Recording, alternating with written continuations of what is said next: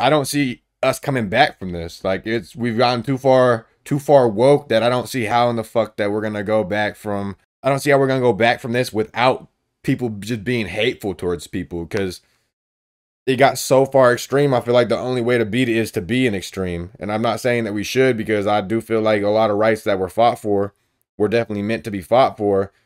But it's like, when does it fucking stop, you know? A lot of it is the environment you grew up in, and you grew up around these ideas. And if you went to public school, I mean, you know, kids today especially, you go to public school, and you're there for 6 hours a day, 5 days a week, 9 months a year for 12 or 13 years, and that's the culture there. And then the kid leaves, but they don't actually escape that culture, because now they're on their phone, and they're just in that cloud all the time, and they're in a world where all these ideas are just assumed. You don't even question them. And especially if you can introduce, you know, kids at a very young age, they don't even have the mental capacity to distinguish between fantasy and reality. They don't really have the capacity to be truly skeptical about something. Skepticism is a skill that you learn as you get older. They don't have that, so they'll just accept whatever you tell them. There's a reason why, if you tell a 4-year-old that there's a fat man flying through the sky comes down the chimney, they just believe it. Like, they might have a few questions, but the questions are all about the details about this fat guy. The questions aren't questioning the basic premise that you presented to them. So if you can get to kids that young, then there's a good chance you'll have them forever, because this is just built into their minds. And this is one of the reasons why the left, this is why they were so upset about the so-called Don't Say Gay bill in Florida, which, of course, there was no such bill. But and all that bill was saying is, don't talk to kids about this before third grade. Yeah. And they treated that like some sort of apocalyptic scenario, because they need to get to the kids before. They want to get to the kids in kindergarten when they're the most vulnerable. And you can just tell them anything and they'll believe it. And they'll probably, and for a lot of people, they just keep believing it. Most people never stop to analyze the beliefs that they've always held in their heads. Like, no matter wherever you're on the spectrum, that's most people. You never stop and really scrutinize your own beliefs that you've always had. It seems to me that that is facts. Like, obviously Santa, like, I feel like most people just have to realize that it's not true, because it's 100% fake, because it doesn't make sense to even believe in Santa. So whenever you hear that it's not true, it's like, accept it, I guess. But when I'm thinking more like religion and people's political beliefs and stuff, and racism, hatred, like all that stuff is stuff that you're taught at a very young age. And there's a very small amount of people that have enough foresight to be able to distinguish if what they're believing is actually factual or if it's just their opinion. And that's why there's so much just religious nuts in the world, and racist assholes, and all the different types of people that were raised the way that they were.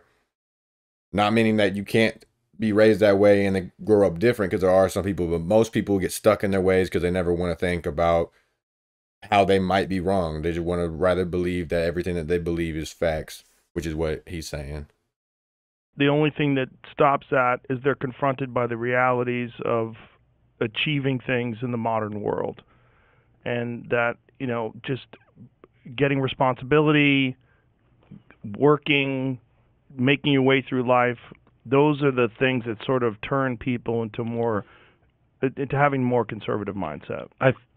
I would hope so, and that's the assumption that I've always had. I think a lot of us had, is that you hear about the college snowflakes, and once they get out into the real world, right? But they'll have now the real world is kind of snowflakeified. Yeah. Exactly, because we forgot that. Well, they're the ones who are going to determine what the real world says. I mean, they don't get to determine reality, but we're gonna be in a country that they are running, that they are reshaping, and so. In many cases, it hasn't worked out that way. They get out into the real world, but the real world is still set up to affirm what they believe, and to insulate them from these harsh realities. Which is one of the more bizarre aspects of all this shit to me, is that I don't necessarily see. This is why I'm asking you, where's this go? I don't see a clear path to logic and maturity. It doesn't seem like people are. We all started getting fucked up whenever universities started hiring and hiring people that believed with this woke ideology and firing people that wanted to question it and think more about it. So now all the teachers that have an open mindset, they aren't in the office anymore to even debate these other teachers who are all just saying that what is true isn't true if it doesn't match someone's feelings. And then from there on, the students started getting brainwashed, and then all the students that were going to college, they're all getting high-end jobs to where they're running companies, high ups on the levels of corporations and stuff, to where they're the one that make the moves. And now it's got to the point to where social media is controlled by almost 90% woke people, and since it's social media and they're controlling, they can just push out whatever ideology that they want, meaning that they can get anybody who disagrees with them fired from their job. So now anybody who disagrees with them is either jobless or has no voice because they're so low on the ladder.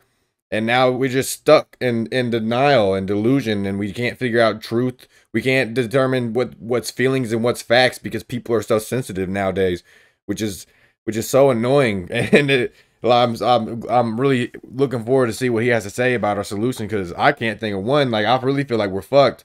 At first I started thinking like the pendulums always swing left and right, from right to wrong, and then back and forth, but I don't see us coming back from this. Like, we've gotten too far woke that I don't see how in the fuck that we're gonna go back from.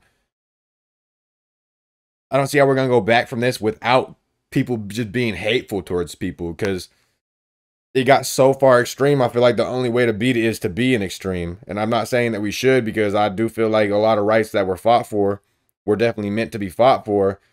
But it's like, when does it fucking stop, Like, it was weird how humans are always trying to find out what's wrong and always trying to fix something, even if there's nothing wrong. Like, we live in such a great time. We got so many benefits. We don't even have to do much. And yet we're still trying to find shit to complain about, to fix, whenever there's nothing to fucking fix.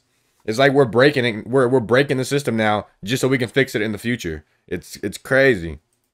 We're going to abandon some of these ideas that are not just ridiculous but dangerous, and probably ultimately detrimental for who knows what number of young people that are going to go down this road.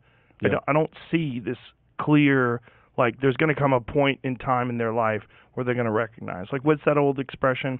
Show me a young man who is not a liberal, and I'll show you a man with no heart. Show me an old man who's not conservative, and I'll show you a man with no brain.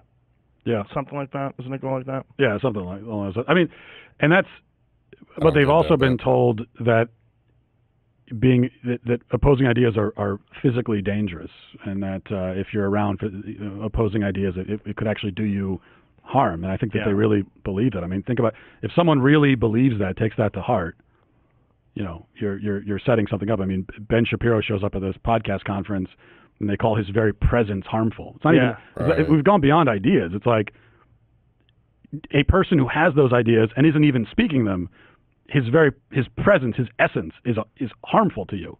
That's another thing that irritates me so much, is that this woke crowd, the so inclusive crowd, this sensitive crowd, they're only sensitive to their side, and they are the most hateful and rude and just manipulative people towards the opposite side. Like, if you say anything against with what they believe, you will be dragged through the fucking mud. Not just verbally. They'll come for your job. They'll come for stuff you enjoy. They'll do every single thing they can to ruin your fucking life for your opinion.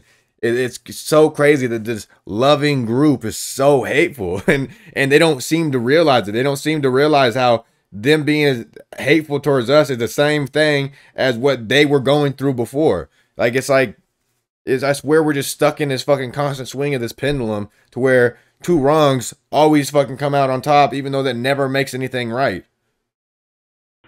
Yeah, we read the apology on air. Yeah. It was ridiculous. He's literally one of the biggest podcasters in the world, and you have a podcast conference. It's a podcast. You'd think that you'd want him there, to line up to learn from this guy. He's one of the most successful podcasters in the world. But no, we don't want him there because his and it's like he didn't show up ranting a bunch of right-wing things. He just was taking pictures with people. But his presence is. It's actually quite terrifying too. It's like, it's almost a Yeah. pre-genocidal language that you're using. When you start saying that a certain category of people, their presence is harmful, that sets us up for some dark potential, I think. What would you call that? Selectivism? Like where you're just hateful towards a select group, or is that groupism? Like what would you call that? Because it's not racism, it's not like sexism, it's nothing to do with any of that. So what would you call that? It does set us up for dark potential. Now, when you first started getting into political commentary and social commentary, the world was a much different place, and it wasn't so contentious. I think it's, a lot of these things have gotten worse, but it was, I mean, you saw the seeds of it even back, I mean, it wasn't all that long ago, 10 years ago. I think it was still there, you know. One of the difference though was that social media existed and it had already taken over society, but you at least were allowed to, you know, for a while social media was a forum for actual discussion. And it might not have been the most intelligent discussion all the time, but you could be exposed to both sides of any debate on social media for a period of time. In the very least, you could develop a following. Right. You could so develop. If your ideas resonated with other people, you could attract a group of people to come and pay attention to. I feel like yeah. I feel like that's what tore the system apart, is that people started following people that they 100% agree with, not knowing if what they're saying is factual, not knowing if what they say has any type of weight behind it. But since that they agree with every single thing that they think, they follow them. And then it puts them in this very niche category of people to pay attention to and stuff to like to think about, you know.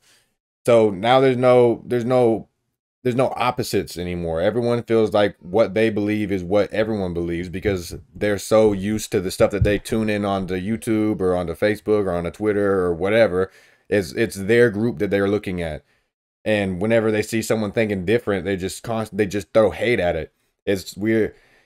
I understand the algorithm and why it works like that because of advertising, but at the same time, like, it's doing nothing but just dividing us more and more and more and more. Like, I feel like a lot of it started with the Trump era, and it might have actually. I was thinking more because of just the way Trump acted, but that was at the same time that all this the governments were looking into Facebook and shit, because Facebook was pushing political agendas whenever they shouldn't have been.